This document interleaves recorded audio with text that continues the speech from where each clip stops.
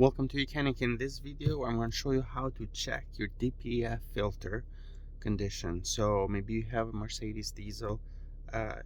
Here we have a 2015 GL350 that has the 3.0 liter, what's known as a M642 engine. But this engine is found on so many diesel models: E350, S350, ML350, Sprinters, those Sprinters, and so on. So I'm going to show you how to check if your DPF filter is good or it's clogged. It's one of the most common problems you see with these vehicles.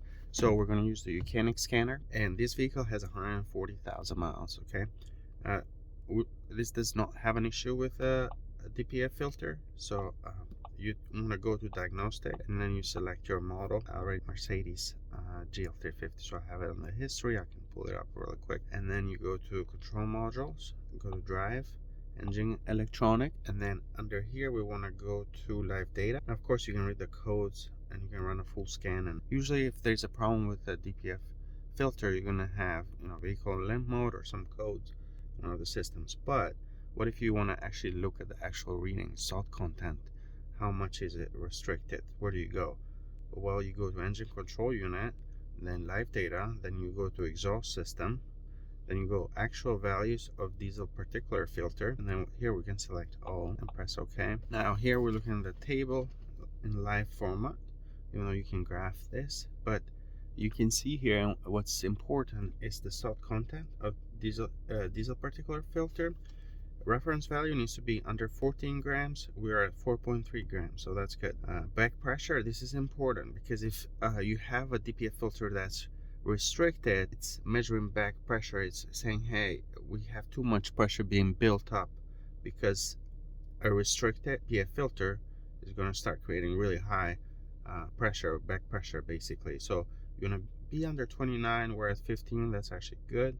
That's great. You don't want to have a pretty high back pressure.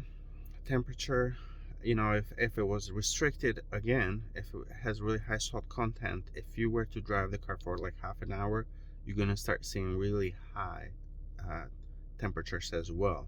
I mean, you can see in this case we're only 120 degrees Celsius, which is great. If you start seeing pretty high numbers in like several hundreds, then you have a clogged DPF filter. All right, that to the right here, this is ash content. You want to look at salt content over here, correct it. So sometimes the car might do like little corrections to what the sensor is getting and what the car thinks it should be or has, depending on like different engine data. So you can see 427 over here, 435. They're very close, very little correction their car is doing to it. Fill level of diesel particulate filter, so you want to be under 200. We're at 61%, so that's good. And then this reading at B28/8. Now this sensor does go bad a lot. You can see the reading, what's a good reading, 0.145 in this case. There's no reference, but you can be around this value that we're seeing sensor in this car. So B19/11, again, temperature sensor upstream of the turbocharger and odometer reading. So anyway, the main thing that you need to be looking at is salt content values right here. Corrected one, pretty close, but you can look at some of the other values as well. So that's how you can test it.